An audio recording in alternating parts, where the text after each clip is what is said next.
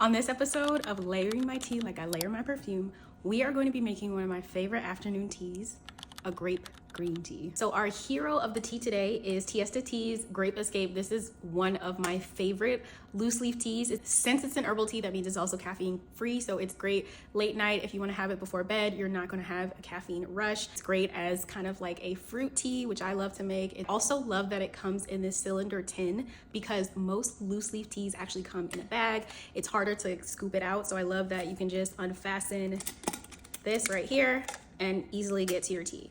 So I'm just using a standard tea bag. I bought these in bulk and I like these for my tea because it packs more flavor when you put the tea in the tea bag and you can leave the bag in the cup so that the flavor is present throughout your entire cup of tea experience. Use a teaspoon I have in my kitchen and I'm gonna start with 2 teaspoons. And then because I'm looking for a little caffeine boost, I'm actually going to add a green tea in there. You can use any green tea of your choice. I'm adding 2 teaspoons of those.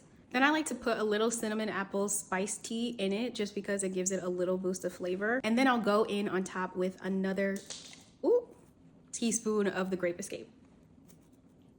Then find yourself a cute little mug. Today I am using my Black Woman on a Mission cup, which I absolutely love. I use it pretty much every day because it is a little bigger and can pack more tea in here, which I need to get me through the rest of the afternoon. Typically, I will have a black tea in the morning to help me wake up, and then I'll have a cute little green tea in the afternoon, and then I'll have just an herbal tea at night. My favorite part. So I'm using an electric tea kettle to boil my water, and it actually gives you the different settings for how to brew your tea based on the type of tea that you brew. Green tea is very different from black tea and white tea and oolong tea. So it's great if you're an avid tea drinker like I am. So you can use an electric tea kettle. You can put a tea kettle on the stove and brew it that way. I used to sometimes take a mug, put water in it, and then put it in the microwave for 2 to 3 minutes. That's also another simple way to do it. So the last thing I add to my tea is some cinnamon sticks. I usually add about 2 cinnamon sticks, and sometimes I like to use the stick to just help the steeping process and getting the tea to really burst with flavor.